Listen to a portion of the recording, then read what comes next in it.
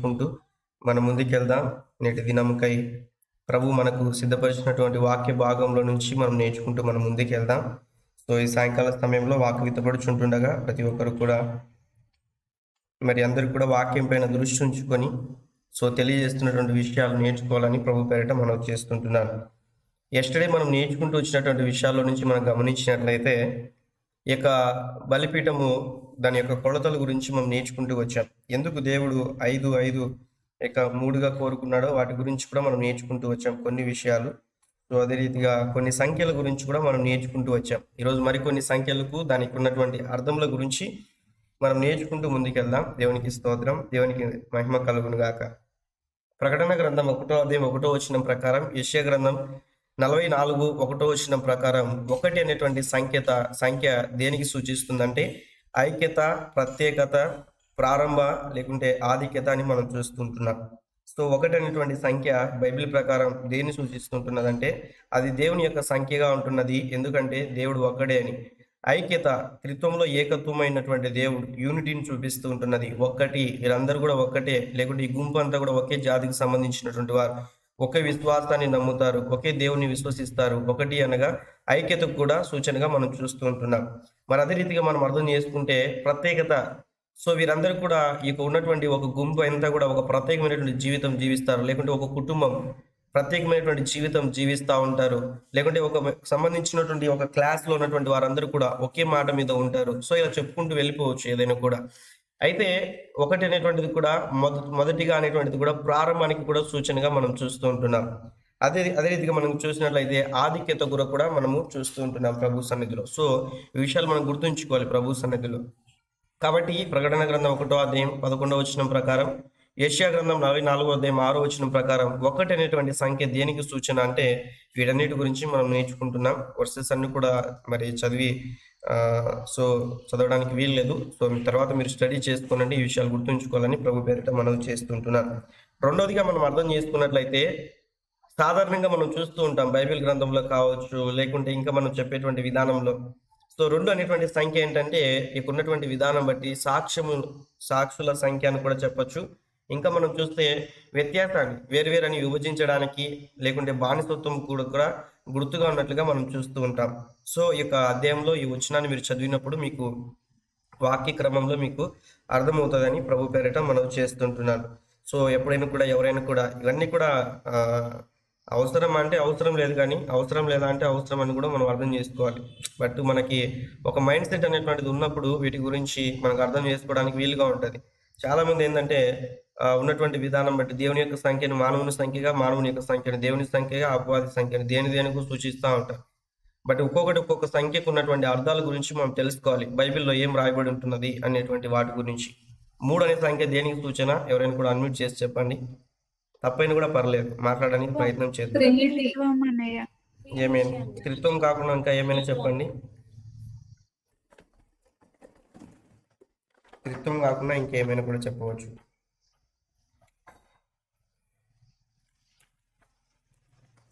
మరి మీరు మెసేజ్ చేస్తే నాకు కనిపించదు. ఎవరైనా కూడా అన్మ్యూట్ చేసి మాట్లాడండి.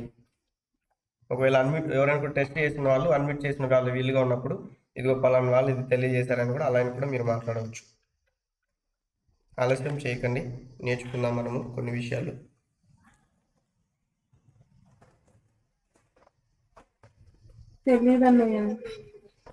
ఓకే, ఒకసారి థింక్ చేయండి, ఏమైనా గుర్తుకొస్తుందేమో.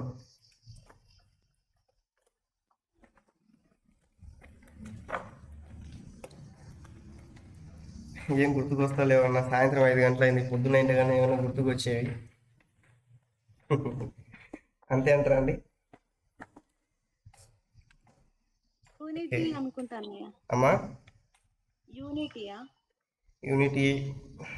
ఇంకా అండి ఆ త్రిత్వంలో దేవుడు ఏమై ఉంటున్నాడు? దేవుడు ఏమై ఉంటున్నాడు? యేసుక్రీస్తు ప్రభువు వారు ఎప్పుడు లేచాడు? ఎన్ని రోజులు లేచాడు? 3 days. ఏమేన్? సో 3 అనేటువంటి సంఖ్య వర్సెస్ నోట్ చేసుకొని తర్వాత చదువుకోనండి. 3 అనే సంఖ్య త్రిత్వమునకు సూచనగా మనం చూస్తుంటున్నాం. త్రిత్వానికి సంఖ్యగా మనం చూస్తుంటున్నాం. అయితే పునరుత్థానము సంపూర్ణతకు సూచనగా కూడా మనం వర్సెస్ ప్రకారం బైబిల్ ప్రకారం మనం అర్థం చేసుకోవచ్చు. ఈ రెఫరెన్సెస్ చదివి ఇలా అని అక్కడ లేదని చెప్పినా అంటే నేనేం చేయలేను. దయచేసి అర్థం చేసుకోండి. బిబ్లికల్గా మనం నేర్చుకోవాల్సినటువంటి విషయాలు అర్థమయ్యేటట్లు మనం నేర్చుకోవాల్సినటువంటి విషయాలు. సో కాబట్టి ఇక్కడ అర్థం చేసుకుందాం. ప్రభు సన్నిధిలో కొన్ని విషయాలు మర్మంగా ఉంటాయి. అక్కడ మళ్ళీ మళ్ళీ చదివినప్పుడు అర్థం అవుతాయి. సో విషయాలు గుర్తుంచుకోవాలని ప్రభు పేరిట మనం చేస్తుంటున్నాను. ఓకే, 4 అనే సంఖ్య ఆల్రెడీ మీకు తెలియజేశాను. 4 దిక్కులకు సూచన. వెరీ గుడ్, ఒక ఆన్సర్ వచ్చింది. థ్యాంక్ యూ సో మచ్ మా. అందులో నుంచి మనం నేర్చుకుంటే 4 అనేటువంటి సంఖ్య దేనికంటే భూలోక సంఖ్య. భూమికి నలుదిక్కులు ఉంటున్నాయి కదండి. దేవుడే ఇక ఉన్నటువంటి వాటన్నిటి కూడా కలుగు చేశాడు కదా. ఈ 4 దిక్కులకు మరి ఉన్నటువంటి యొక్క మాటని మనం చూస్తే 4 దిక్కులకు ఉన్నటువంటి 4 దిక్కులని రాసుకోనండి ప్రభు సన్నిధిలో. కృపా సంఖ్య అని ఇక్కడ ఉండేది తీసేసుకోనండి, అక్కడ రాయబడినటువంటి విధానం బట్టి. భూలోక సంఖ్య 4 దిక్కులు అనేటువంటి దాన్ని మరి చూడాలని ప్రభు పేరిట మనం చేస్తున్నాను. సారీ, టైపింగ్ మిస్టేక్ అండి. ఓకే, దేవునికి స్తోత్రం. ఇక్కడ మనం అర్థం చేసుకుంటే నాలుగవదిగా ఏంటంటే భూలోక సంఖ్య, అదే రీతిగా 4 దిక్కులకు సూచనగా కూడా మనం చూస్తుంటున్నాం. 4 అనేటువంటి దానికి వాక్య ప్రకారం మనం నేర్చుకున్నట్లయితే కొంతమందికి ఇవన్నీ కూడా ఉపయోగం లేకపోవచ్చు, బట్ ఫ్యూచర్లో ఖచ్చితంగా వీటి గురించి మీరు ఆ మైండ్ మెచ్యూరిటీ వచ్చినప్పుడు ఖచ్చితంగా మీకు ఇది అర్థం చేసుకున్నప్పుడు అవి ఉపయోగపడతాయి. ఒకప్పుడు నేను నేర్చుకున్నప్పుడు కూడా నాకేమి ఈ ఉపయోగం లేవు అనుకునేవాడిని, బట్ ఎప్పుడైతే నేను బైబిల్ చదువుతూ వచ్చానో సో చాలా డౌట్స్ వచ్చేవి. మళ్ళీ ఈ నోట్స్ నేను తీసుకున్నప్పుడు అప్పుడు నాకు అర్థమయ్యేది క్లారిటీగా. సో విషయాలు గుర్తుంచుకోండి ప్రభు సన్నిధిలో. కొన్ని విషయాలు ఇష్టం లేకుండా కూడా వినాలి, మనకు అవసరం లేకుండా కూడా తెలుసుకోవాలి. ఇప్పటి వరకు కోసం కాదు కానీ ఫ్యూచర్ కోసం విషయాలు గుర్తుంచుకోవాలి ప్రభు సన్నిధిలో. ఒకసారి ఏమైందంటే ఒక మీటింగ్ లింక్ వచ్చింది నాకు. పర్పస్ ఏంటంటే మ్యారేజ్ అనమాట. నాకు మ్యారేజ్ అవసరం లేదు కదా, నాకు ఏం అవసరము వినాలన్నా నేను, బట్ ఫ్యూచర్లో అవసరం కాబట్టి వింటే నేర్చుకుంటే ఏదో వాక్యానుసారంగా ఉండొచ్చని కాబట్టి మనం జాయిన్ అవ్వాలని జాయిన్ అయ్యాను. ఎందుకు ఈ మాట తెలియజేస్తుందంటే నాకు మ్యారేజ్ అవసరం లేదు, అవ్వలేదు కదా, సో నాకేం అవసరం, ఈ మీటింగ్ నాకు కాదులని నేను నిర్లక్ష్యపరచలేదు. ఆ మీటింగ్ ద్వారా దేవుడు నాకు అనేక విషయాలు నేర్పించాడు పర్పస్ ఆఫ్ మ్యారేజ్ గురించి. ఓకే, ఇక్కడ మనం చూస్తే ప్రభు సన్నిధిలో 5 అనేటువంటి సంఖ్య కూడా మనం గమనిస్తే కృపకు గుర్తుగా మనం నేర్చుకుంటూ వచ్చాం ప్రభు సన్నిధిలో. అదే రీతిగా అయితే కనికరమునకును, దయకును, కరుణకును, జాలికి అని మనం చూస్తూ ఉంటాం. ఎందుకంటే దేవుడు మానవుల పట్ల దేవుడు ఏం చూపించాడంటే కృపను చూపించినట్లుగా మనం చూస్తూ ఉంటున్నాం ప్రభు సన్నిధిలో. సో కాబట్టి ఈ యొక్క మాటను మీరు అర్థం చేసుకునండి. ఇంకా వీటికి ఒకే అర్థాలే కాదంటే ఇంకా కొన్ని వస్తాయి, బట్ 1 లేక 2 కొన్ని విషయాలు మనం నేర్చుకోవడానికి, ఈ రీతిగా మనం తెలుసుకోవడానికి మాత్రమే ఈ విషయాలు గుర్తుంచుకోవాలని ప్రభు పేరిట మనం చేస్తుంటున్నారు. సో అదే రీతిగా మనం చూస్తే 6 అనేటువంటిది మానవుని సంఖ్య. అయితే ఇది పాడైనటువంటిది, కలుషితమైనటువంటిది, సాతాను సంబంధమైనటువంటిదని మనం గుర్తుపెట్టుకోవాలి. సాతాను సంబంధమైనటువంటి కూడా గుర్తుపెట్టుకోవాలి ప్రభు సన్నిధిలో. ఈ వర్సెస్ అన్ని కూడా మనము చదివినప్పుడు మనకు అర్థమవుతుంది. విషయాలు డోర్ తీసి బుక్ తీసుకెళ్ళు, నీకు సంబంధించిన బయటకు తీసుకెళ్ళవా? ఒక్క నిమిషం అండి, మళ్ళీ రాకు. డోర్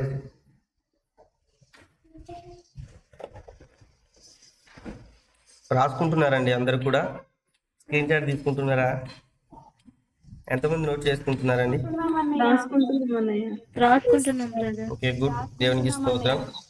సో ఎందుకంటే కొన్ని సందర్భాల్లో నేను స్క్రీన్ షాట్ తీసుకునేవాడిని, తర్వాత రాసుకుందాంలే అని. కొన్నిసార్లు స్క్రీన్ షాట్ పోయేవి, ఆ నోట్స్ రాసుకుందాంలని ఒకరోజు రేపు రాసుకుందామని ఇలా నెగ్లెక్ట్ చేస్తూ కొన్ని సందర్భాల్లో చాలా సబ్జెక్ట్స్ కూడా మిస్ అయిపోయాయి నేను నేర్చుకున్నటువంటి సమయంలో బైబిల్ కాలేజ్లో.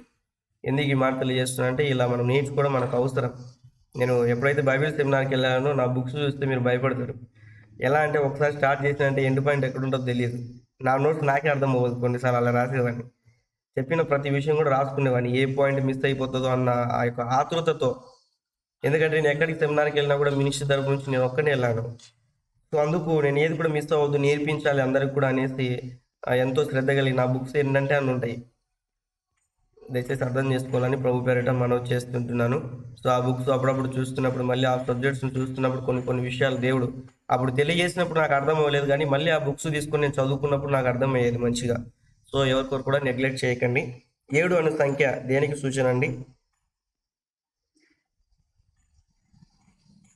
విక్టరీ. ఇంకా తెలియచేయండి. తప్పైన కూడా 7 అనేటువంటి సంఖ్య దేనికి సూచన? సంపూర్ణమైనది. Yeah, very good. సంపూర్ణ సంఖ్య, పరిపూర్ణత. పరిపూర్ణత. ఇంకా అండి?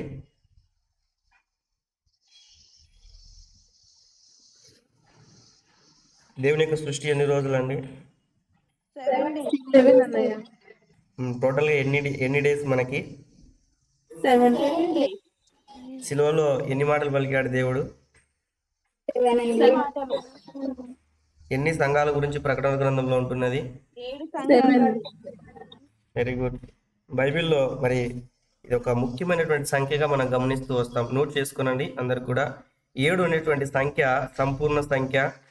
దేవుని పరిపూర్ణతకు, దేవుని యొక్క సంపూర్ణతకు, ఈ యొక్క ఆధ్యాత్మిక పరిపూర్ణతకు సూచనగా ఉంటున్నది.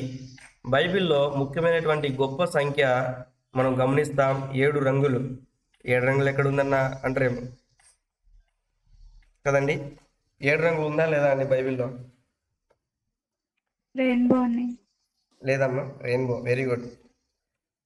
ఏమేమి ఉంటుంది రెయిన్బోలో? విబ్జిఆర్.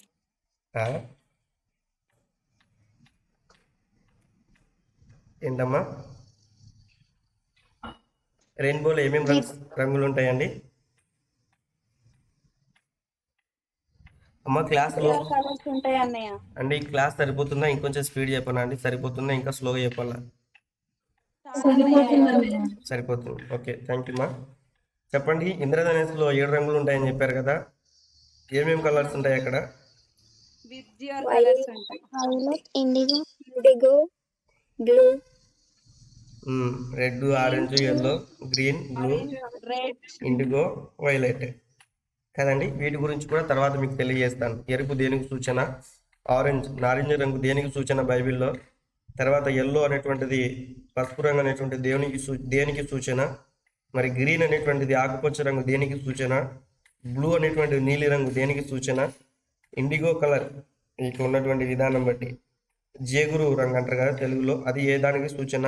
ఊదా రంగు వైలెట్ దేనికి సూచననో ఈ యొక్క విషయాలన్నీ కూడా నెక్స్ట్ క్లాసెస్లో రానున్న దినాల్లో మీకు నేర్పిస్తాను. వాటి గురించి తెలియజేస్తాను. ఒకవేళ మీకు తెలిసినట్లయితే దేవునికి స్తోత్రం. మళ్ళీ ఒకసారి వినండి. దేవునికి మహిమ కలుగును గాక. రాసుకున్నారండి?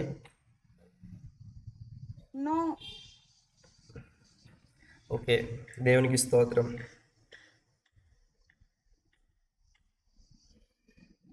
అర్థం చేసుకోవడానికి ఆదికాండం 9వ అధ్యాయం 12 నుంచి 16 వచనాలు మీరు చదివినప్పుడు ఈ యొక్క 7 రంగుల గురించినటువంటి విషయాలు అక్కడ వ్రాయబడి ఉంటాయి. తర్వాత మీకు తెలియజేస్తాను. ఒకసారి గుర్తు చేసినప్పుడు వాటి గురించి మీకు తెలియజేస్తాను. ఆదికాండం 9వ అధ్యాయం 12 నుంచి 16 వచనాల్లో వ్రాయబడి ఉంటుంది ఈ యొక్క రెయిన్బో గురించి.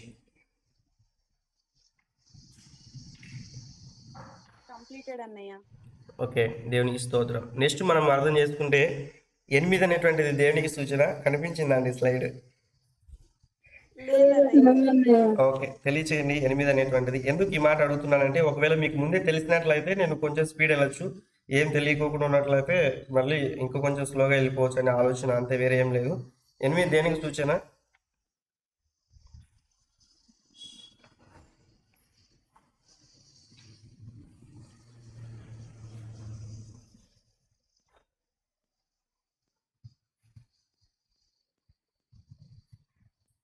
దేవదూతల సంఖ్య అన్నయ్య. ఇంకా అండి? తప్పైనా పర్లేదు, మీకు తెలియచేయండి, నేనేం అనుకోను. ఎవరు కూడా గ్రూప్లో ఉన్న వారి గురించి అస్సలు పట్టించుకోకండి. మీ గురించి మీరు మాత్రమే ఆలోచించేయండి.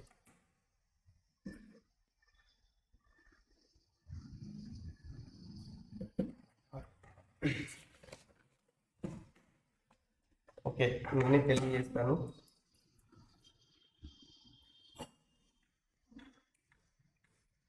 నోట్ చేసుకోనండి, ఎవరైనా చదవండి ఈ యొక్క విషయాన్ని.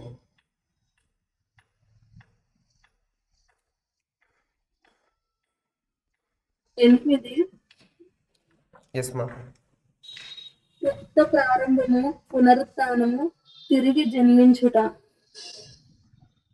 ఆమేన్. తర్వాత మీరు ఆ రెఫరెన్సెస్ అన్ని కూడా మీరు చదువుకునండి మంచిగా నోట్ చేసుకొని.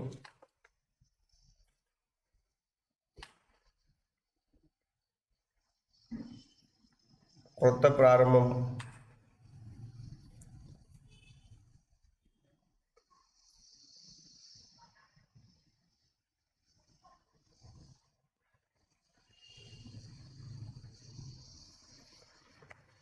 కంప్లీట్ అండి. ఓకే అన్నయ్య, కంప్లీటెడ్. ఓకే, 9 అనేటువంటి సంఖ్య తీర్పు సంఖ్య ఏంటున్నది, దైవ సంఖ్య ఏంటున్నది, శక్తివంతమైనటువంటి సంఖ్య ఏంటున్నది. మత్తయి సువార్త 27వ అధ్యాయం 45వ వచనం, గలతీ 5వ అధ్యాయం 2వ వచనం చదివినప్పుడు ఆ యొక్క ఉన్నటువంటి మాటకి మనం అర్థం చేసుకోవచ్చును. నెక్స్ట్ 10 అనేటువంటి సంఖ్య, ఈ లోపల మీరు 9 అనేటువంటి దాని గురించి రాసుకుంటుండండి. మిగతా వాళ్ళు అడ్మిట్ చేసి 10 అనే సంఖ్య దేన్ని సూచిస్తుంటున్నది బైబిల్ ప్రకారం చాలా విషయాలు ఉంటున్నాయి. అందుకే నేను ఇక్కడ స్లో వెళ్తాను. ఆ లోపల పైన ఉన్నటువంటి విషయాలు నోట్ చేసుకోవాలని ప్రభు పేరిట మనం చేస్తున్నాను.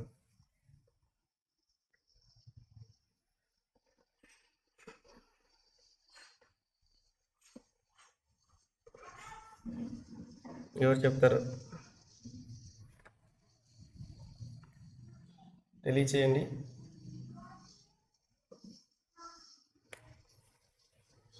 ఏం గుర్తుకొస్తలేవండి? My God, కనిపిస్తాయండి.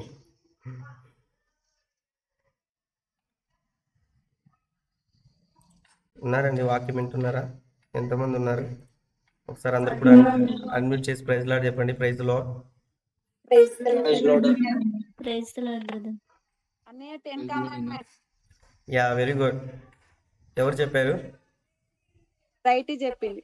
Okay, good. దేవునికి స్తోత్రం. ఇంకా అండి, ఇంకా తెలియచేయండి.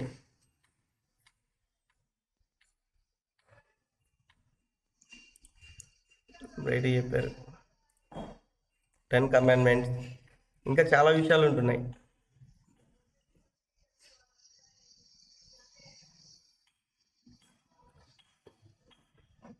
యేసుక్రీస్తు ప్రభుల వారు ఆరోహణమైన తర్వాత ఎన్ని దినాలు వారు ప్రార్థన చేసుకున్నారు అక్కడ మేడగదిలో?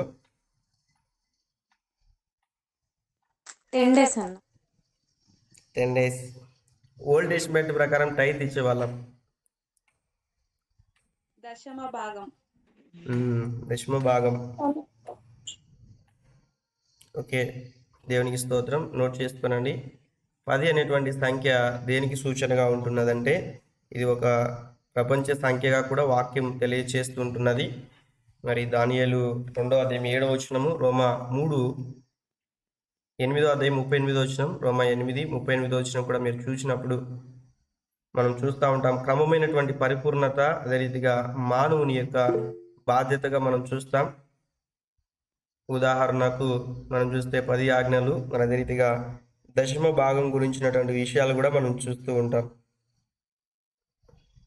11 అనేటువంటి దేనికి సూచన అండి?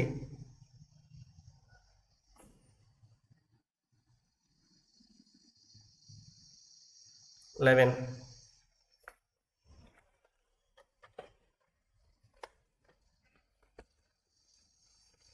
ఎవరైనా చెప్పాలనుకుంటే అన్మ్యూట్ చేసి చెప్పవచ్చు. ఒకవేళ ఎవరైనా టెస్ట్ మెసేజ్ చేసినట్లయితే వీలున్నవారు అన్మ్యూట్ చేసి చెప్పవచ్చు. వారు తెలియజేసిన విషయం బట్టి నేమ్ పెట్టి చెప్పవచ్చు, నో ప్రాబ్లం. ఓకే, నోట్ చేసుకోనండి. 11 అనేటువంటి సంఖ్య అసంపూర్ణ సంఖ్య, అసంపూర్ణము, క్రమహీనత. మరి యొక్క వాక్యాలన్నీ కూడా మీరు చదివినప్పుడు మంచిగా అర్థమవుతుంది. సో ప్రతిదీ కూడా చదువుకుంటూ వెళ్తే చాలా లేట్ అవుతుంది. అందుకే ఈ యొక్క సంఖ్యలు ఒక్కటి మరి చదువుకోకుండా ముందుకెళ్దాం. రిమైనింగ్ మనం నేర్చుకుంటూ చిన్నగా మనము ముందుకెళ్దాం. ఓకే, 12 అంటే సంఖ్య దేనికి సూచన? ఇప్పుడు చెప్తారు ఒకరైనా కూడా. రెడీ? 3 very good. ఎవరు చెప్పారు?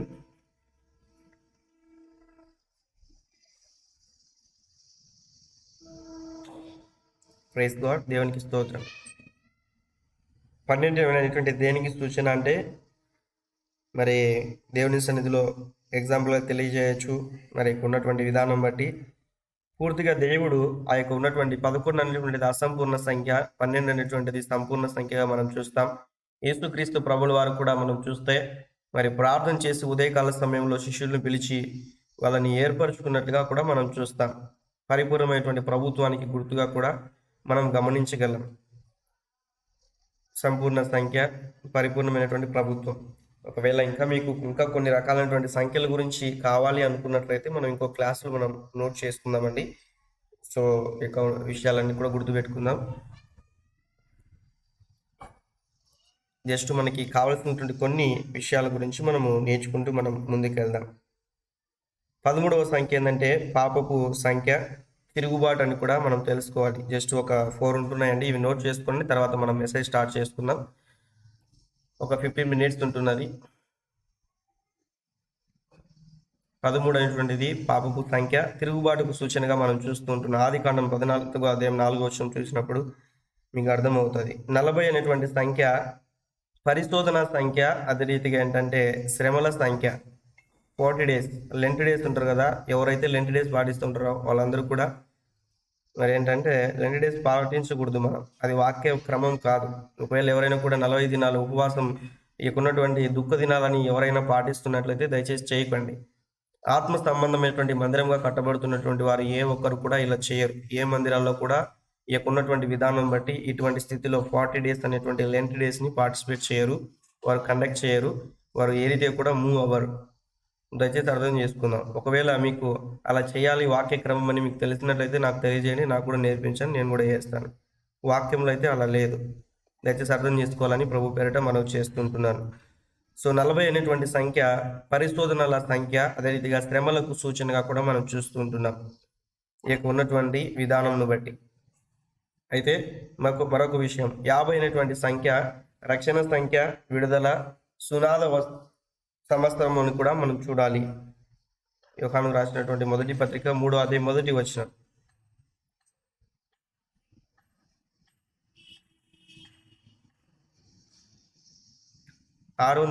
దేనికి సూచన అండి? 3, 2, 1 ఫాస్ట్. 666 అమ్మా, వినిపిస్తుందా నా మాటలు? ఏమైనా బ్రేక్ అవుతున్నాయండి? ఓకే, పురగము యొక్క సంఖ్య అనవచ్చు, సాతాను యొక్క సంఖ్య అని కూడా అనవచ్చు. ప్రకటన గ్రంథం 13వ అధ్యాయము 18వ వచనం. 777 అనేటువంటిది కూడా దేవుని యొక్క అద్భుతమైనటువంటి అది ఒక ముద్ర ఉంటున్నది. సో వర్సెస్ ప్రకారం మనం చెప్పకూడదు, కానీ అది బైబిల్ గ్రంథంలో మనం గమనించినప్పుడు 7 అనేటువంటి దాన్ని మనము సంపూర్ణతకు మనం సూచిస్తూ ఉంటాం. మరి తిరిగి కూడా కొత్త నిబంధనలు మనం చూస్తే క్రీస్తు మనల్ని ముద్రించుకొని ఉంటున్నాడు. సో 7 అనేటువంటిది దేవుని యొక్క సంఖ్య కాబట్టి 777 అనేటువంటిది కూడా దేవుని యొక్క అద్భుతమైనటువంటి ముద్ర అని మనం గమనించవచ్చు. ఈ రీతిగా కూడా మనం చెప్పవచ్చు. సో బైబిల్ వర్సెస్ లేదు ఈ యొక్క విషయాన్ని, బట్ ఏంటంటే మర్మయుక్తంగా మనం అర్థం చేసుకోవాలి ఈ విషయాన్ని. ఓకే, దేవునికి స్తోత్రం, దేవునికి మహిమ కలుగును గాక. ఈ దినాన నోట్ చేసుకున్నారంటే ఇంకెవరైనా కూడా పెండింగ్ ఉన్నట్లయితే స్క్రీన్ షాట్ తీసుకొని తర్వాత మంచిగా నోట్ చేసుకోనండి. మీకు కొన్ని నెంబర్స్ కావాలి అని మీరు ఆశించినట్లయితే మళ్ళీ ఒకరోజు సపరేట్ క్లాస్ తీసుకొని మనం వాటి గురించి నేర్చుకుంటూ మనం ముందుకెళ్దాం. ఓకే, ఇది వరకు కూడా మనం నేర్చుకుంటూ వచ్చినటువంటి విషయాలు ఏంటంటే ప్రభు సన్నిధిలో అర్థం చేసుకోవాలి. మొట్టమొదటిగా మనం నేర్చుకుంటూ వచ్చాం ఏదంటే బలిపీఠము కొలతల గురించి మనం నేర్చుకుంటూ వచ్చాం ప్రభు సన్నిధిలో. అయితే బలిపీఠం తుమ్మకర్రతో చేయవలనని మనం కొన్ని విషయాలు నేర్చుకుంటూ వచ్చాం. బలిపీఠం కొలతల గురించి మనం నేర్చుకుంటూ వచ్చాం రెండవదిగా. మూడవదిగా మనం అర్థం చేసుకున్నట్లయితే ప్రభు సన్నిధిలో అన్నయ్య స్మాల్ డౌట్ చెప్పండి అమ్మా. ఇక్కడ మీరు థర్డ్ త్రిత్వం దేవుడి గురించి చెప్పారు కదా, మాథ్యూ 3:16 రిఫరెన్స్ ఇచ్చారు. ఒకసారి అది ఎక్స్ప్లెయిన్ చేయరా అన్నయ్య? అది అంటే ఎలా 3 దాన్ని ఎలా కంపేర్ చేయాలో అర్థం అవ్వలేదు. సో ఈ నెంబరింగ్ గురించి ముందే చెప్పానమ్మా మీకు. సో అది మళ్ళీ చదువుకోవాలి, చాలా విషయాలు ఉంటాయి, ఒకదానికి ఒకటి లింక్ అయి ఉంటాయి. సో వాటి గురించి ఏదైనా కూడా డౌట్స్ ఉన్నట్లయితే మళ్ళీ సపరేట్ మనం తీసుకున్న వాటి గురించి మళ్ళీ చదువుతాను వినండి అన్నయ్య. యేసు బాప్తిజం పొందిన వెంటనే నీళ్లలో నుండి ఒడ్డునకు వచ్చెను. ఇదిగో ఆకాశం తెరవబడెను, దేవుని ఆత్మ పావురం వల్ల దిగి తన మీదకి వచ్చుట చూచెను. ఇక్కడ రిఫరెన్స్ ఇచ్చారు. అంటే ఇది త్రిత్వము అంటే సంపూర్ణత ఎలా అంటే మనం ఎలా పరిగణించాలి డౌట్. యేసుక్రీస్తు ప్రభుల వారు ఏం తెలియజేశారు మనకి? నేను నా తండ్రి చిత్తాన్ని నెరవేర్చడానికి వచ్చాను, నేను చెప్పినానంటే ఆయన చెప్పినట్లు అన్నట్టుగా తెలియజేస్తారు. అంటే తండ్రి నేను ఏకమై ఉన్నామని చెప్తారు. అది వరకు ఏంటంటే యేసుక్రీస్తు ప్రభుల వారు అదే రీతిగా తండ్రి కూడా ఏకమై ఉన్నారట్టుగా మనం చూస్తాం. 3వ అధ్యాయం 16వ వచనంలో అక్కడ వ్రాయబడినటువంటి విషయం మళ్ళీ ఒకసారి చదవండి అమ్మా.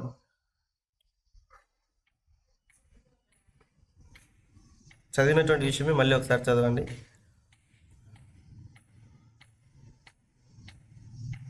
యేసు బాప్తిస్మము పొందిన వెంటనే నీళ్లలో నుండి ఒడ్డునకు వచ్చెను. ఇదిగో ఆకాశము తెరవబడెను. దేవుని ఆత్మ పావురము వలె దిగి అతని మీదికి వచ్చుట చూచెను. Praise God. ఆమేన్. బాప్టిజం తీసుకున్న ప్రతి ఒక్కరిలో దేవుని యొక్క ఆత్మ పరిపూర్ణంగా వారిలో నివసించి వారిలోనే ఉంటుందని కూడా మనకు తెలుసు. ఫ్రమ్ ద బిగినింగ్ ఆల్రెడీ దేవుడు మనకు ఆత్మచేత నింపాడు. అదంతా కూడా ఒక సందర్భం బట్టి ఒకటి. ఇక్కడ వరకు మనం చూస్తే యేసుక్రీస్తు ప్రభుల వారు తెలియజేస్తారు ఏంటంటే నా తండ్రి చిత్తాన్ని నేను నెరవేర్చడానికి వచ్చానంటాడు. ఆయన నాలో ఉన్నాడు, నేను ఆయనలో ఉంటున్నానని కూడా దేవుడు తెలియజేస్తాడు. అంటే అది వరకు కూడా తండ్రి కుమారుడు ఉన్నటువంటి ఆ యొక్క స్థితిని బట్టి ఇద్దరుగా అక్కడ మనం చూస్తాం. బాప్టిజం తీసుకున్న తర్వాత ఒడ్డుకు వస్తున్నప్పుడు పరిశుద్ధాత్మ దేవుడు ఆయన మీద రాలినట్టుగా చూస్తాం. అక్కడ ట్రినిటీని మనం గమనిస్తాం. సో 3 అనేటువంటి సంఖ్య దానికి ఉంటది. ఇలా ప్రతి వర్సెస్ కూడా ఒకదానికి ఒకటి లింక్ ఉంటుందండి. సో చాలా విషయాలు చెప్పుకోవచ్చు ఈ రీతిగా చెప్పుకుంటూ వెళ్తే. అందుకే వాటి గురించి తర్వాత నేర్చుకోవచ్చు. అంటే మీరు చదివినప్పుడు ఆటోమేటిక్గా మీకు అర్థమవుతుంది ప్రతి ఒక్కరికి కూడా. సో కాబట్టి ప్రతి విషయం కూడా మనం నేర్చుకుంటూ వెళ్ళాలంటే చాలా సమయం పడుతుంది. మేబీ సబ్జెక్ట్ ఇది టీచ్ చేయడానికి మేబీ 3 months పడుతుందని అనుకుంటున్నాను నేను. మ్యాక్సిమం వీలైనంత మటుకు మరి స్లైడ్స్ రూపంలో కావచ్చు కాబట్టి సింపుల్గా మీకు తెలియచేయవచ్చు. మరి అన్ని మంత్స్ పడదేమో అన్నట్లుగా నేను మూవ్ అవుతుంటున్నాను. అర్థమైందమ్మా ఎస్తారమ్మా? ఓకే. అది వరకు తండ్రి ఇక నా తండ్రి చిత్తాన్ని నెరవేర్చడానికి వచ్చానని చెప్తాడు కదా. అంటే యేసుక్రీస్తు వారు తండ్రిని బట్టి ఈ లోకానికి వచ్చేట్టుగా మనం చూస్తాం. సో ఆయన తండ్రి కుమారుడు అక్కడ కుమారుడు ఉంటున్నాడు. ఆయన తెలియజేసేటువంటి విషయం ఒకటిగా ఉంటున్నది. అంటే ఇక్కడ ఇద్దరు కూడా మనం చూస్తున్నాం. పరిశుద్ధాత్మ దేవుడు కూడా పావురం వల్ల దిగి వచ్చినాడు అక్కడ బాప్టిజం పొందిన తర్వాత. అక్కడ ట్రినిటీని మనం చూస్తాం. కాబట్టి ఇక 3 అనేటువంటి సంఖ్య త్రిత్వానికి సూచన అని మనం నేర్చుకున్నాం.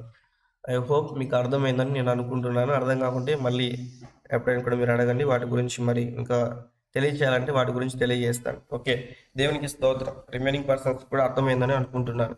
సో బలిపీఠం 3వ పాయింట్ మనం గమనించినట్లయితే బలిపీఠం పొడవు వెడల్పు చచ్చౌకముగా ఉండాలి అని మనం నేర్చుకుంటూ వచ్చాం. అయితే చచ్చౌకముగా అంటే ఏంటంటే సరి సమానంగా అని మనం అర్థం చేసుకోవాలి. బలిపీఠం చచ్చౌకంగా ఎందుకు ఉండాలి అని మనం అర్థం చేసుకుంటే భేదం ఉండకూడదు. మనలో భేదాలు అనేటువంటివి ఉండకూడదు. మనలో ఉన్నటువంటిది వ్యత్యాసాలు అనేటువంటివి ఉండకూడదు. కాబట్టి ఒకసారి యేసుక్రీస్తు ప్రభువు వారి దగ్గరికి వెళ్ళి మనకు అర్థమయ్యేటువంటి మాటలు తెలియజేస్తాను. శిష్యులు వచ్చి అంటారు, ప్రభా నీ పేరిట వాళ్ళు మీటింగ్ పెట్టినారు ప్రభా అంటారు. మీటింగ్ అని ఉండదులేండి, బైబిల్లో వేరే రకంగా ఉంటుంది, మనం అర్థం చేసుకోవడానికి చెప్తున్నారు.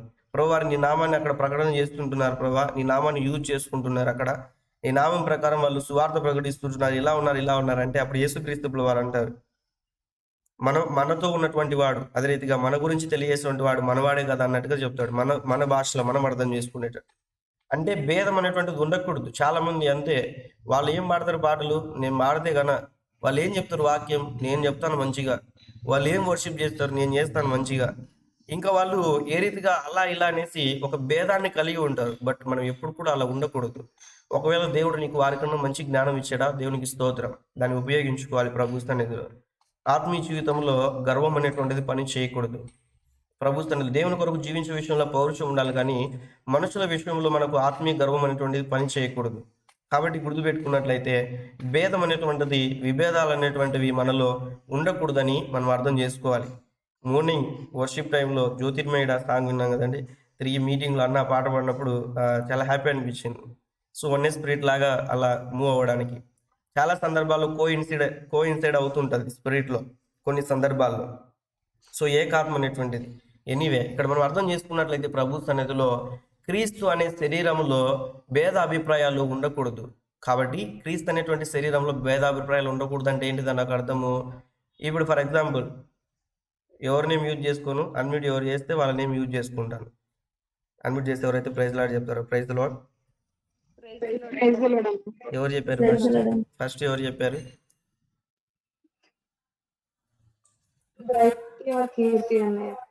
ఓకే, కీర్తి మనం తీసుకున్నాం. సహోదరి కీర్తిని మనం అర్థం చేసుకున్నట్లయితే కూరగాయలు తరుగుతూ ఇలా జరగకూడదులే అంటే జస్ట్ ఊరికి ఎగ్జాంపుల్ చెప్తున్నాను. జస్ట్ ఒకవేళ అలా ఫింగర్ లైట్గా అలా కట్ అయిపోయింది అనుకో, అవి ఉన్నటువంటి ఫింగర్కి ఆ వేలికి ఆ కూరగాయలు జరుగుతున్నటువంటి సమయంలో మళ్ళీ ఎప్పుడైనా కట్ అయినప్పుడు అన్న చెప్పాడు అందుకే కట్ అయింది అనుకోకమ్మా, దయచేసి అర్థం చేసుకోవడానికి చెప్తున్నాను. కట్ అవ్వకూడదని మనవి కోరుకుంటున్నాను. బట్ ఒకవేళ జస్ట్ ఊహించుకుందాం అలా ఆ యొక్క చెయ్యి కట్ అయిపోయింది అనుకోండి, కట్ అయిన తర్వాత ఆ బ్లడ్ పోతూ ఉంటుంది, కళ్ళు ఏం చేస్తాయి, నోరు ఏం చేస్తుంది చెప్పండి, ఏం చేస్తాయి? అబ్బబ్బబ్బా ఈ చెయ్యిపోయింది అహహా అని నవ్వుకుంటుందా అండి? ఏం చేస్తుందండి? వెంటనే ఏం చేస్తుంది? అవి ఉన్నటువంటి ఇన్ఫర్మేషన్ ఎక్కడికి వెళ్ళిపోయి బ్రెయిన్కి వెళ్ళిపోయి వెంటనే ఏమైపోతుంది, చెయ్యి ఇంకొక చెయ్యి ఖాళీగా ఉన్నటువంటి ఆ చెయ్యి పనిచేస్తుంది, నోరు పనిచేస్తుంది, కాళ్ళు పనిచేస్తాయి. శరీరంలో ఉన్నటువంటి ప్రతి పార్ట్ కూడా ఏదో ఒక ఆరాటం, ఏదో ఒకటి చేయాలి, దానికి ఆ కట్టు కట్టాలో, లేకుంటే దానికి ఆయింట్మెంట్ పుయ్యాలో, లేకుంటే ఏదో ఒక రీతిగా ఏం చేస్తుందంటే కాళ్ళు, చేతులు, మరి కళ్ళు, నోరు, మరి ఉన్నటువంటి విధానం బట్టి ఉన్నటువంటి అవయములన్నీ కూడా సహకరిస్తాయి. మన ఆత్మీయ జీవితంలో కూడా మనం అర్థం చేసుకోవాలి, ఏ ఒక్కరు కూడా నిషేధింపబడినటువంటి వారు కాదు. వారు ఏ స్థితిలో ఉండినా కూడా వేదాలు, విభేదాలు అనేటువంటివి, భేదాభిప్రాయాలు అనేటువంటివి మనలో ఉండకూడదు. అందుకే యేసుక్రీస్తు ప్రభువు వారు అక్కడ మనం చూస్తే సరి సమానంగా, చచ్చౌకంగా, అంటే ఒక క్రమమైనటువంటి రీతిగా ఉండడానికి దేవుడు కోరుకుంటున్నాడు అక్కడ. అయితే మనం అర్థం చేసుకున్నట్లయితే ప్రభు సన్నిధిలో క్రీస్తు శరీరమైనటువంటి నీవు నేను మనం కూడా ఏంటంటే మనలో పక్షపాతం ఉండకూడదు. కాబట్టి అందరినీ కూడా సమానంగా ప్రేమించాడు ఆయన. నీవు నేను మనం కూడా అందరినీ కూడా ఒకే రీతిగా ప్రేమించాలి, ఒకరు ఎక్కువ ఒకరు తక్కువ అని కాదు. నీలో ఉన్న ఆత్మ, ఈ గ్రూప్లో ఉన్నటువంటి ప్రతి ఒక్కరి ఆత్మ క్రీస్తు ఆత్మ, ఏకాత్మ ఉంటున్నది, ఒకే ఆత్మ ఉంటున్నది. ఆ యొక్క ఆత్మ ద్వారానే మనం అందరం కూడా మనం గమనించినట్లయితే యేసుక్రీస్తు ప్రభువుల వారు సంఘానికి శిరస్సు ఉంటున్నాడు. నీవు నేను మనం అందరం కూడా అవయములమై ఉంటున్నాం. ఫర్ ఎగ్జాంపుల్ నేను నోరు అయితే మీరు చెవులు, ఇంకొకరు హ్యాండ్స్, ఇంకొకరు కాల్, లెగ్స్. సో ఇలా మనం అర్థం చేసుకున్నట్లయితే బాడీ పార్ట్స్ మనకి ఏ రీతిగా అయితే బాడీకి అతకబడి ఉంటున్నాయో ఈ యొక్క తలకి, ఈ యొక్క శరీరానికి ఉన్నటువంటి అవయములన్నీ కూడా మనం అర్థం చేసుకున్నట్లయితే ఒకదానికి విభేదం ఉండకూడదు. కాబట్టి మనం అర్థం చేసుకోవాలి, ప్రభు సన్నిధిలో చెయ్యి లేకుంటే కాలుకు దెబ్బ తగిలినప్పుడు, కంటికి ఏదైనా కూడా దుమ్ము పడినప్పుడు చెయ్యి చూస్తూ గమ్ము ఉండదు. వెంటనే ఏం చేస్తుంది, వాటర్ తీసుకొని ఆ యొక్క ఉన్నటువంటి కన్ను దగ్గరికి తీసుకెళ్లి వాటర్తో అలా తడుపుకొని దాన్ని క్లీన్ చేసుకోవడానికి క్లాత్ తీసుకొని ఏదో ఒక రీతిగా ఏదైనా కూడా ఉన్నప్పుడు అలా పని చేస్తూ ఉంటాయి. కాబట్టి అర్థం చేసుకోవాలి, మనలో ఏ రీతి కూడా ఇక విభేదాలు అనేటువంటివి ఉండకూడదు. అందుకే మత్తయి సువార్త 5:45 మనం చూస్తే ఆయన చెడ్డవారి మీదను మంచివారి మీదను తన సూర్యుని ఉదయింపచేసి నీతిమంతుల మీదను అనీతిమంతుల మీదను వర్షమును కురిపించుచున్నాడు. అంటే అందరినీ కూడా సమానంగా ఆయన ప్రేమిస్తుంటున్నాడు. ఏ భేదం కూడా లేదు, అందరినీ కూడా సమానంగా ప్రేమిస్తుంటున్నాడు. నువ్వు చర్చికి వెళ్తుంటున్నావా, దేవుడు నిన్ను ప్రేమిస్తున్నాడు. మిగతా వాళ్ళందరూ కూడా లోకంలో ఉంటున్నారా, వారిని కూడా ఒకే రీతిగా ప్రేమిస్తున్నాడు. నువ్వు మంచిగా చర్చికి వెళ్తున్నావని దేవుడు నీకు ఎండను నీకు కురిపించి, లేకుంటే నీకు ఎండను దయచేసి చర్చికి వెళ్ళినటువంటి వారికి నీడనివ్వట్లేదు. అలా నీకు నీడనిచ్చి వారికి ఎండనివ్వట్లేదు. అందరికీ కూడా సమానమైనటువంటి స్థితిలో దేవుడు ఏం చేస్తున్నాడంటే ప్రేమిస్తుంటున్నాడు. దేవుడు విశ్వాసులను ప్రేమిస్తున్నాడని లేదు. కొన్ని సందర్భాల్లో ఉంటుంది దేవుడు నీతిమంతులు ప్రేమిస్తున్నాడు, లేకుంటే భయభక్తులు కానీ వారిని ప్రేమిస్తున్నాడని. ఓకే, క్రొత్త నిబంధన ప్రకారం మనం అర్థం చేసుకున్నట్లయితే దేవుడు లోకమును ఎంతో ప్రేమించాలని చూస్తాం. ఎందుకు ప్రేమించాడు అని మనం చూస్తే మనందరినీ కూడా ఆయన ప్రేమించాడు కాబట్టి, ఆయన బిడ్డలుగా చేసుకున్నాడు కాబట్టి తన సొంత కుమారుని భూమి మీదకి పంపించినట్లుగా మనం చూస్తాం. యేసుక్రీస్తు ప్రభుల వారిని ఈ లోకానికి వచ్చినటువంటి విధానం బట్టి ఆయన మన నిమిత్తం ప్రాణం పెట్టిన కనుక ఆయన ప్రేమ అనేటువంటిది ఏంటో అర్థమవుతుంది. అందరినీ కూడా ప్రేమించాడు. కాబట్టి ఇక్కడ అర్థం చేసుకున్నట్లయితే ఏ భేదం కూడా లేదు, అందరినీ కూడా దేవుడు సమానంగా చూస్తుంటున్నాడు. మంచి వారిని అలానే చూస్తుంటున్నాడు, చెడ్డ వారిని కూడా అలానే చూస్తుంటున్నాడు. దేవుడు నీతిమంతుల మీదను అనీతిమంతుల మీదను వర్షం కురిపించుతున్నాడు. అంటే దానికి అర్థం ఏంటంటే అందరినీ కూడా సమానంగా ప్రేమిస్తుంటున్నాడు. నువ్వు 10 సంవత్సరాల విశ్వాసమైనా కూడా ఒకే రీతిగా ప్రేమిస్తున్నాడు, మొన్నటి విశ్వాసమైనా కూడా ఒకే రీతిగా ప్రేమిస్తున్నాడు. దేవుని ప్రేమలో ఎప్పుడు కూడా మార్పు ఉండదు. ఆయన నిత్యము కూడా ఏకరీతిగా ఉన్నటువంటి దేవుడు. నువ్వు పాపం చేస్తే నిన్ను మళ్ళీ కూడా ద్వేషించాడు. ఆయన నిన్ను ప్రేమిస్తూనే ఉంటాడు. ఎందుకు తెలుసా, ఆయన బిడ్డవు కాబట్టి. కొన్ని సందర్భాల్లో గద్దిస్తాడు వాటి నుంచి పక్కకు రావడానికి, అర్థం చేసుకోవడానికి చెప్తే. తప్పిపోయిన కుమారుడు గురించి మనం చూస్తే ప్రభు సన్నిధిలో ఆ తండ్రి యొక్క దృష్టి ఎప్పుడు కూడా కుమారుని మీద ఉంటున్నది. ఏం చేస్తుంటున్నాడు, ఏం తింటున్నాడు, ఏ రీతిగా జీవిస్తున్నాడు, ఎలా బ్రతుకుతుంటున్నాడో. ఒకే ఆలోచన ఎందుకు ఆలోచన కలిగి ఉంటున్నాడంటే అలా ఆలోచించుకోకుండా ఉన్నటువంటి వ్యక్తి అయితే వాడు దూరంగా వస్తున్నప్పుడే తండ్రి చూసి వెనక్కి చూసేటువంటి వ్యక్తి, లేకుంటే ముఖం తిప్పుకునేటువంటి వ్యక్తి. అక్కడ అలా జరిగినట్లు లేదు. వాక్యంలో మనం చూస్తే వాడు ఇంకనూ దూరంగా ఉండగానే తండ్రి ఏం చేశాడంటే తన స్థానాన్ని విడిచి దిగి ఏం చేశాడంటే పరిగెత్తుకుంటూ వెళ్ళాడు, కుమారుని కౌగిలించుకున్నాడు, ముద్దు పెట్టాడు, ఉంగరం తొడిగాడు, చెప్పులు తొడిగించాడు, వస్త్రములు ఇచ్చాడు. ఎందుకు ఈ మాట తెలియజేస్తున్నానంటే అప్పటికే తన యొక్క జీవితం అంతా కూడా భయంకరమైనటువంటి స్థితి, పందులు తినేటువంటి పొట్టు తినేటువంటి వ్యక్తి, అటువంటి పరిస్థితి వచ్చింది.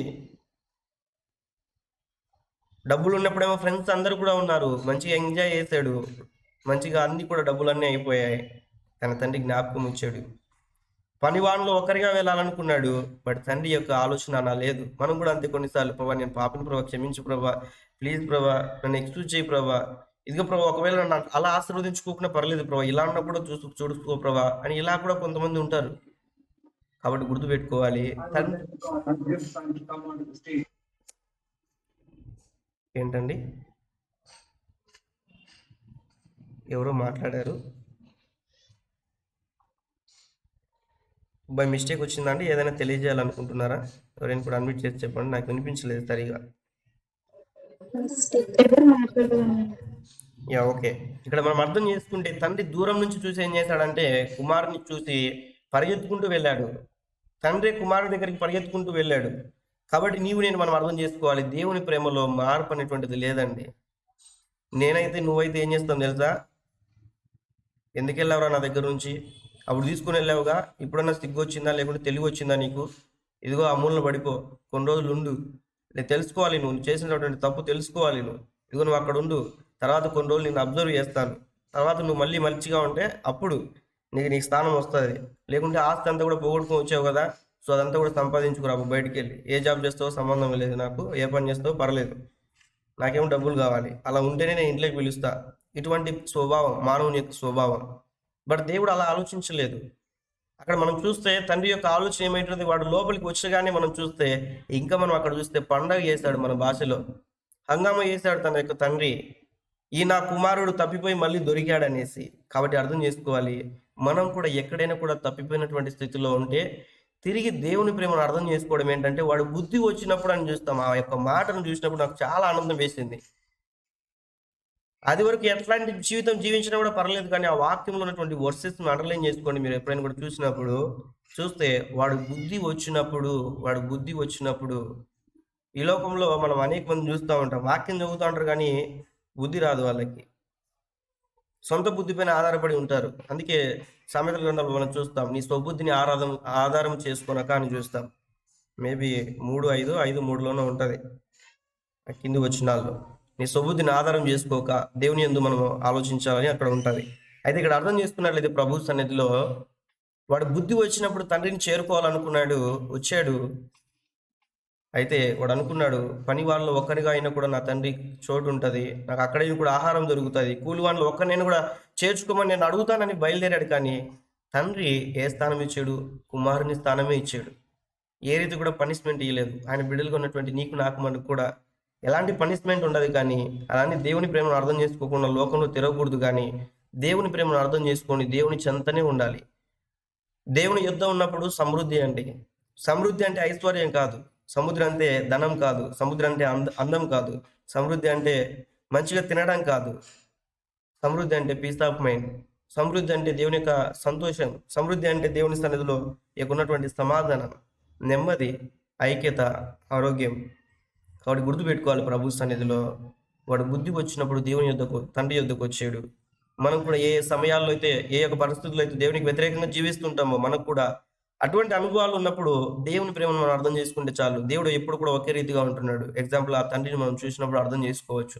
ఓకే, ఇక్కడ అర్థం చేసుకున్నట్లయితే ప్రభు సన్నిధిలో నేను ముగిస్తుంటున్నాను, నా సమయం 2 నిమిషాలు ఉంటున్నది. ఇక్కడ అర్థం చేసుకుంటే ప్రభు సన్నిధిలో ఆయన నీతిమంతుల మీదను, అదే రీతిగా అనీతిమంతుల మీదను, మంచివారి మీదను, చెడ్డవారి మీదను అదే రీతిగా మనం చూస్తే అందరినీ కూడా ఒకే రీతిగా ప్రేమిస్తున్నట్లుగా మనం చూస్తాం. ఏ భేదాభిప్రాయం కూడా ఆయనకు లేదండి దేవునికి. యూదులకని, గ్రీసు దేశస్తులకని, వారికని, వీరికని లేదు. ప్రతి ఒక్కరు కూడా ఉచితంగా రక్షణ ఇచ్చాడు. ఏ యొక్క ఆత్మ నశించడం దేవునికి ఇష్టం లేదు. కాబట్టి ఆశీర్వాదానికి వారసులుగా ఉండడానికి దేవుడు మనల్ని పిలిచాడు. ఆశీర్వాదానికి వారసులు. దేవునికి స్తోత్రం, హల్లెలూయా. సే ఎవ్రీవన్, అందరు చెప్పండి, నేను వారసుని. చెప్పండి అందరు కూడా. నేను బానిసను కాను. చెప్పండి అందరూ కూడా, నేను బానిసను కాను, నేను బానిసను కాను, నేను పాపిని కాదు, నేను నేను నీతిమంతుణ్ణి, నేను దేవుని బిడ్డను, నేను దేవుని వారసుని. నేను దేవుని వారసురాలిని. ఆమేన్. దేవునికి స్తోత్రం. హల్లెలూయా. సో మనం దేవుని యొక్క ప్రేమను ఇలా అర్థం చేసుకుంటే చాలండి, దేవుడికి మరీ దగ్గర అవుతూ వెళ్ళవచ్చు దేవుని యొక్క వాక్యాన్ని. సో అందుకే మనం వాక్యాన్ని క్రమంగా చదువుకుంటూ మనం ముందుకెళ్ళాలి. కాబట్టి ఈ దినాన పరిశుద్ధ ఆత్మ దేవుడు మనతో మాట్లాడుతూ వచ్చాడు. దేవుని ప్రేమలో మార్పు అనేటువంటిది ఉండదు. మనమే మారిపోతూ ఉంటాం, కానీ దేవుడు ఎప్పుడు కూడా మారడు. ఆయన ఒకే రీతిగా మనల్ని ప్రేమిస్తూ ఉంటాడు. ఎగ్జాంపుల్గా తండ్రిని మనం చూసినప్పుడు తిరిగి వాడు ఎలాంటి బ్రతుకు జీవించినప్పటికీ కూడా, ఎలాంటి వస్త్రాలు ఎలాంటి తయారైపోయినప్పటికి కూడా, ఎలాంటి జుట్టు ఎలా తయారైపోయినప్పటికి కూడా, ఎలాంటి చెప్పులు అతనికి చెప్పులు ఉన్నాయో లేదో కూడా మనకు తెలియదు, కానీ చెప్పులు ధరించి వేస్తాడు. వస్త్రములు ఉన్నాయో లేదో కూడా తెలియదు, కానీ వస్త్రాలు ఇచ్చాడు. ఉంగరం ఉందో లేదో తెలియదు, కానీ ఉంగరాన్ని పెట్టాడు. అక్కడ ప్రతి దానికి కూడా ఒక మీనింగ్ ఉంటున్నది. అక్కడ కూడా ఉంగరం తొడిగించాడు, చెప్పులు ఇచ్చాడు, తర్వాత బట్టలు ఇచ్చాడు, కౌలించుకున్నాడు, ముద్దు పెట్టుకున్నాడు. ఈ విషయాలన్నీ కూడా అర్థం చేసుకుంటే చాలా మర్మంతో కూడినటువంటి విషయాలు అక్కడ ఉంటున్నాయి అర్థం చేసుకున్నట్లయితే. కాబట్టి పరిశుద్ధ ఆత్మ దేవుడు మనతో మాట్లాడుతూ వచ్చాడు. తండ్రి ఒకే రీతిగా కలిగి ఉంటున్నాడు. నీవు నేను మనం కూడా ఒకవేళ మన యొక్క స్థితిని బట్టి, బలహీనతలు బట్టి దేవుని వేరే రకంగా అర్థం చేసుకున్నట్లయితే ఇప్పుడు అర్థం చేసుకోవాలి, దేవుని ప్రేమ ఇప్పుడు కూడా మారదు. మనమే దేవుని దగ్గరికి వెళ్ళినట్లయితే దేవుడు ఎప్పుడు కూడా ఆయన చేతులు దినమల్లా చాపబడి ఉంటున్నాయంట. ఆయన ఎప్పుడు కూడా చేయి విడిచిపెట్టువాడు కాదు. మనమే ఇంకా మాకు అన్ని తెలుసు అన్నట్లుగా ఏం చేస్తారంటే, లేకుంటే చేయి విడిచిపెట్టినటువంటి జీవితం అంటే వాక్యం తెలుసు నాకు, పాటలు తెలుసు నాకు, ఆరాధించడం తెలుసు, దేవుని సన్నిధిలో నాట్యం ఆడడం తెలుసు, అన్ని కూడా నాకు తెలుసు అనేసి అనేక మంది భ్రష్ట ఆత్మకు అప్పగింపబడినటువంటి వారు కూడా ఉంటున్నారు లోకంలో. కాబట్టి అర్థం చేసుకోవాలి, నీవు నేను మనం కూడా ఆయన ప్రేమను అర్థం చేసుకున్నప్పుడు దేవుడు మనల్ని ఆశీర్వదిస్తాడు. దేవుడు ఈ మాటలు దీవించి ఆశీర్వదించును గాక. ఆమేన్, ఆమేన్, ఆమేన్. సో మిగతా విషయాలు రేపటి దినాన మనం నేర్చుకుంటూ ప్రభు సన్నిధిలో ముందుకెళ్దాం. ఈ యొక్క ముందున్న సమయాన్ని సహోదరికి నేను చెప్తుంటున్నాను.